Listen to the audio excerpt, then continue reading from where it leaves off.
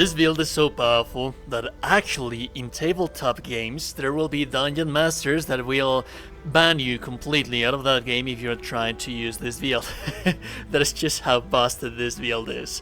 Also, this build is going to allow you to solo, yes, you heard me right, to Lonewolf solo throughout Tactician, provided that you play properly. Now, I do want to make a little disclaimer before we continue. I am not going to show you every single little thing about the build, how it levels up, and some of the spells that you are going to be using. I'm going to leave them to open to your interpretation. The thing is that a build video is already long enough, and I don't want to be wasting your time. I'm going to show you the setup that you need to have this to make this thing work, and some recommendations that I also would give you, would advise, but I'm not going to go through every single little thing. I'm just going to show you as fast as I can what is it that you need to make this thing work. That being said, we are going to be using the Warlock, which is basically a multi-class version between a Warlock and a Sorcerer. And the gist of it is that you are going to be using your Eldritch Incantation. That is another little disclaimer that I want to give you, that I want to do. It trivializes the game that much by doing something so very simple that is just going to break the game, and to some people it's going to look boring because you have no setbacks. There is no setback about this build. There is no challenge playing this build because of how busted and broken it is. So you're going to be doing the very same thing, one thing over and over and over and over again. So if you're not like that, then this build is not for you. This is just the most broken build that you're going to ever see on Baldur's Gate 3. And it's boring, yes, yes it is, but it's a boring build. It's a game-breaking build. Alright, so let's start building a character. We are going to begin with level 1 of our Warlock, and the one thing that we want to have from this thing, the subclass. The subclass, you can either have whichever subclass that you want to have. It's really not going to be important. And the cantrips that you are going to be using, it's going to be your Eldritch Blast. This is going to be your main means of damage, and this is what you're going to be using 100% of the time, and that is why this build to some people might seem a little bit boring. Now, as for the subclass, there's a whole lot of different things that you have right here for the actions, class features, spells, and whatnot, but none of this is relevant for the build and how we are going to be setting it up. As a matter of fact, well, I usually like to go for Armor of Agathis, just because the extra coolness, and this doesn't require concentration, it lasts until the long rest, but it's really not important because you're not going to be reaching the highest levels of the Warlock. We're going to be multi-classing into a Sorcerer at level 4, so this doesn't really matter. As for the spells that you are going to be using, like I said, it's really not important, although Hex is going to give you that little bit of extra damage. Now the abilities, this is where it gets interesting. We're never going to be using Wisdom, nor Intelligence, nor Strength. The saving throws for Wisdom, we do not need them. We'll talk about them, about that little bit in the gameplay section of the video. We do want to have Constitution as high as possible to maintain our saving throws while we are doing concentration, Dexterity to get a little bit more armor class from a synergy that we're going to be taking a little bit onward, and the Charisma we're going to be reaching this guy to 22 once we reach the Act 3 of the game. Now at level 2 we are going to be getting the main thing that is going to make this thing work. We're going to be taking Agonizing Blast. Agonizing Blast is going to add your Charisma modifier to your Eldritch Blast. And then we're going to be taking Devil's Sight.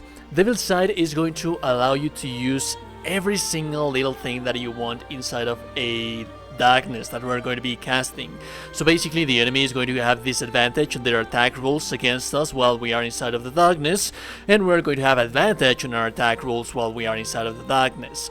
So virtually what's going to happen as well is that ranged characters are never ever going to mind you, because they cannot use distance attacks from outside the darkness, and also they cannot cast spells inside of the darkness. So that is why we don't care about saving throws for Intelligence and Wisdom, because we're never going to be suffering any kind of damage from spells.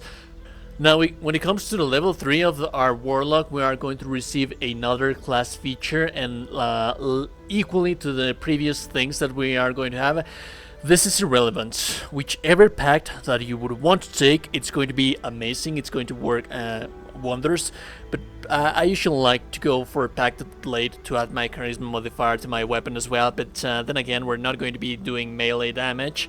We're not going to be suffering any kind of attacks of opportunity when we disengage from combat. So there's nothing that we're going to be really using right here as per se for the build.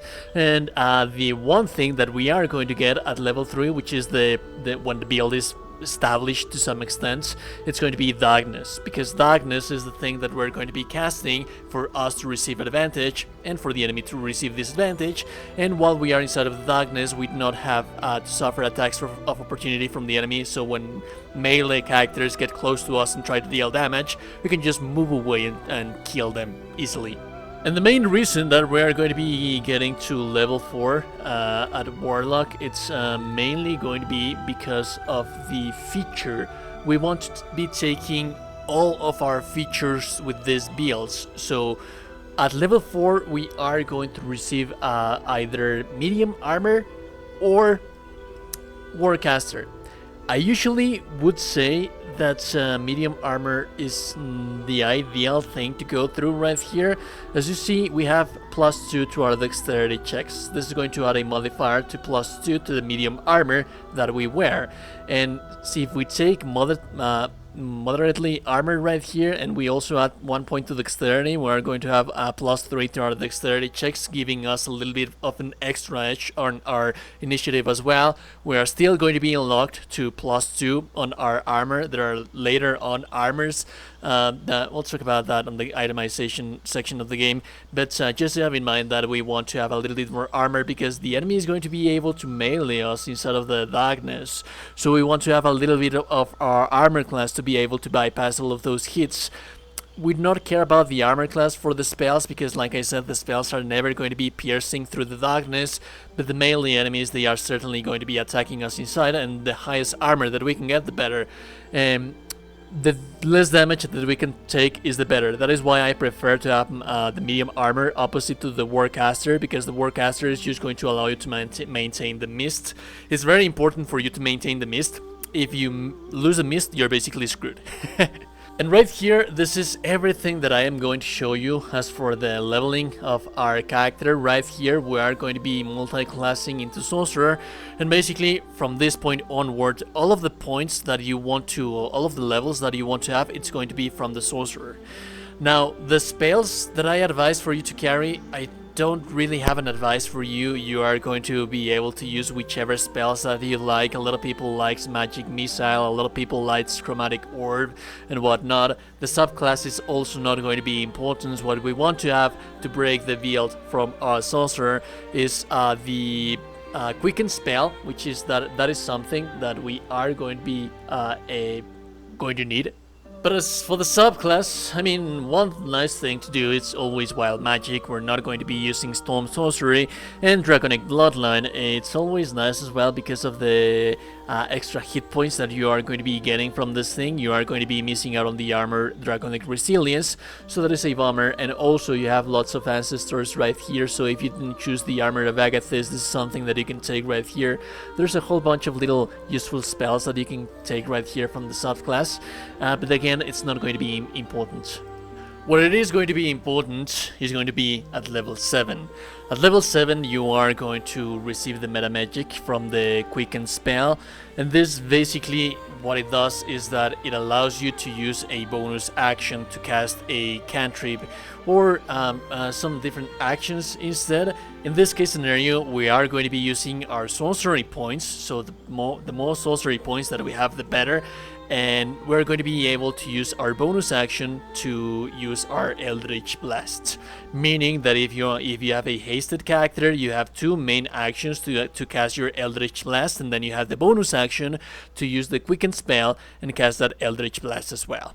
And that is basically everything that you need for this build. From this point onward, you are going to be taking all of the rest of your levels into the Sorcerer, And at level 8, you are going to take that extra point to Charisma, you are going to have something else to play something else, it's really not going to be important. But at level 12, for the Sorcerer, you are going to raise this bad boy all the way to 20, giving you 20 points into Charisma. And that is basically everything that you need. You need to raise your character all the way to level 12 to get 2 ability improvements to get the extra charisma, but then again the spells are going to be up to your personal preference. Now on the itemization, there's going to be some certain little things that we are going to want to have, and a lot of these things you're not going to have access to them until later stages of the game. Always a medium armor. On the Act 3 of the game, in a vendor in Baldurs, you're going to be able to purchase the Armor of Agility, which basically gives you armor class, and it removes the lock that you would have to receive the extra armor class. So if you pair this thing up with, for example, the Gloves of Dexterity, and you get your Dexterity all the way to 18, you are going to get +4 to armor class by using this thing, yielding you a 21 to armor class. But throughout the rest of the game, you are just going to be using any medium armor that you can find to get that little extra armor classes. For shields as well, any shield that you can find that is going to give you a +2 to armor class, that is going to be amazing as well. We just want to have a little bit more of armor class to be able to bypass the melee attacks that we are going to be suffering inside of the darkness.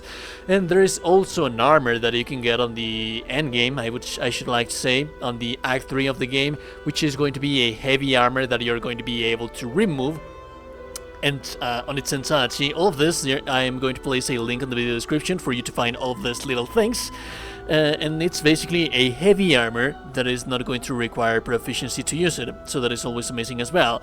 The Birthright, this is also a hat that you can find on the Act 3 of the game, which is going to give you a charisma to +2. So if you were able to follow the guide on its entirety, you will be able to reach your charisma all the way to 22. Then the Boots of Striding, these are amazing. These don't allow for you to get knocked or prone or be moved while you have concentration, and since you are always going to have your darkness right there, you are always going to be concentrated. And then a little bit more of cheeky armor class with our Cloak of Protection, which you're going to be able to find with a vendor on Act 2 of the game.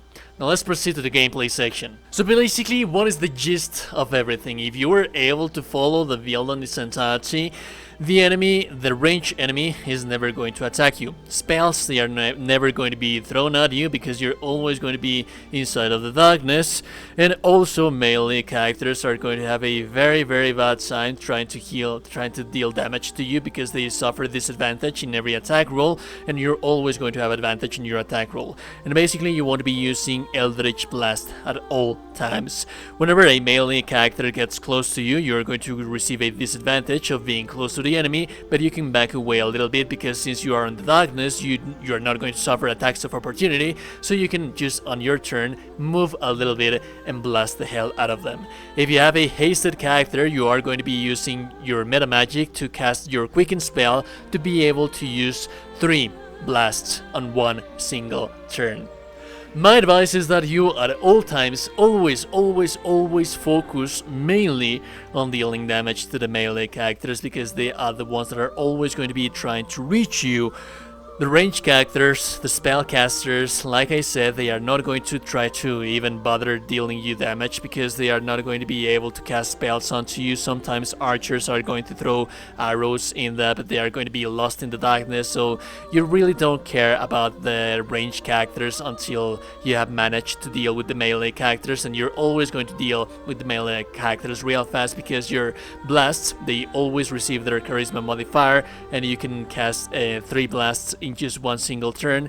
And the more meta magic that you can get, the more sorcery points that you are going to be able to spend to be able to use the meta magic once again. So the higher the level that you can get with a sorcerer, it's always going to be the better for you to be using your meta magic to recast all of your quicken spells and whatnot. As for party play, this is always an amazing choice as well for party play. If you want to like I said, this is a lone wolfer. If you want to one-player the game on its entirety with this build, you can, and it's going to be amazing. It's going to be cheeky. It's going to be breaking the game.